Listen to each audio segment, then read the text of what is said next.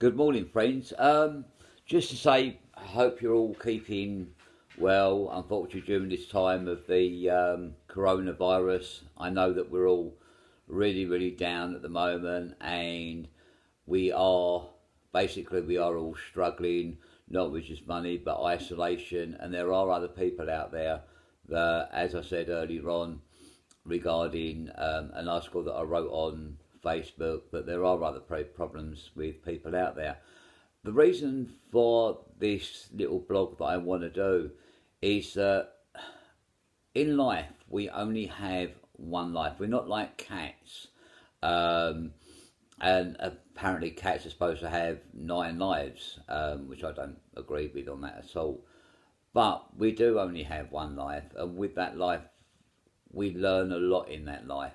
And that life is like a book. We learn, we change a chapter, and we take another chapter. But I want to go back to 1992, where I realised that my life, I thought I was going to die, and my life was really, really down. This is why I'm trying to say to people: stay safe, keep your distance. You don't know what anybody has actually got at this moment. You don't know whether people are still walking around with this coronavirus. It is very, very hard because people are ignoring the government's guidelines. I went to, I think it was Farm Foods the other day, and people weren't keeping their distance at all. But going back to the reason why I want to talk about it is back in 1992, I had I had a cold, didn't think anything of it, and I was completely sleepy, didn't want to do a thing whatsoever. And 2 weeks later on down the line, I was actually paralysed in hospital. And this was actually through a cold or a sore throat that I actually had. It was my immune system. It left me in hospital for 3 months. I missed the ventilator by a little bit. I thought I was going to die, and it weren't till then that I realised that, because I was one of these carefree people that didn't give two hoots to the world, thought no, nothing's going to happen to me. I'm going to go out. I'm going to enjoy life, and yeah, these things do happen. It's like all of a sudden you can, you can have a stroke, you can have a heart attack. These things are real life. They're not just a thing that you carry on afterwards, and you find it's a game. It's life in general.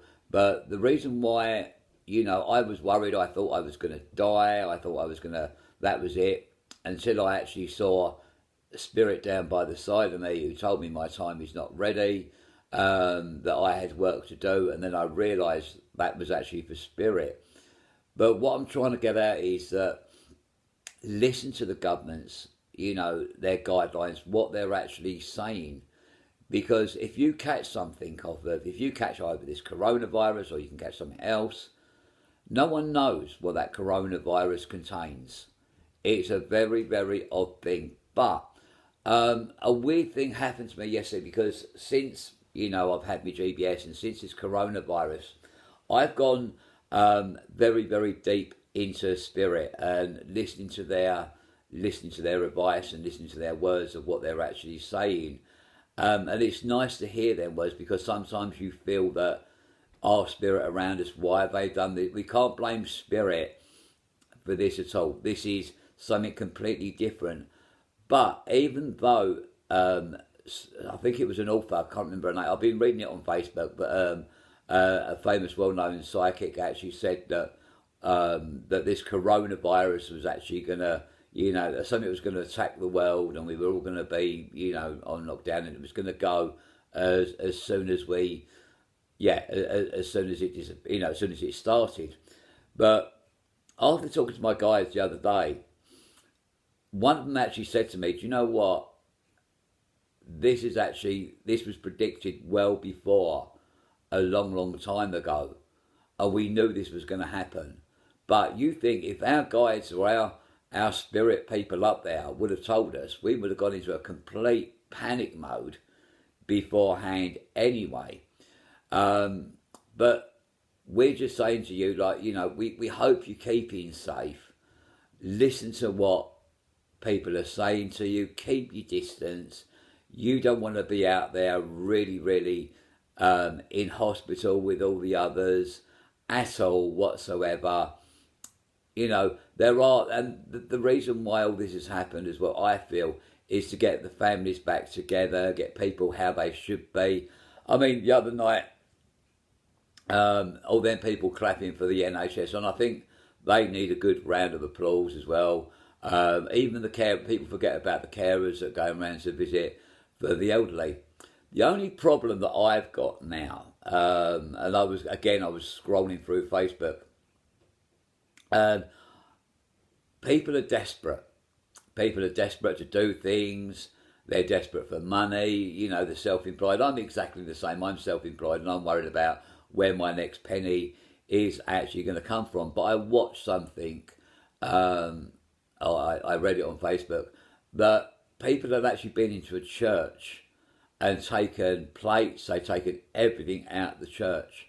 You know, and to me, looking at that is you think, how low can people actually go while we're going through all this commotion, all this problem, you know, and it shouldn't really happen, but hopefully then people will get their justice, and then people that have done things that while all this coronavirus, yeah, they will get their comeuppance. I can guarantee you that.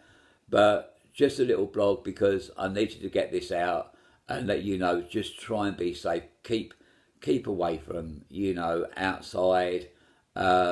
Make sure you've got enough. And, you know, people are always there to talk. You've always got, like, mediums. You've got myself and so if you're bored, lonely, we're always there. I'm at the moment, I know that I want to, there's a lot of people out there that are desperate for a message from their loved ones. So one day during the week, I will go live when I get a chance. But as I said to you, just keep safe.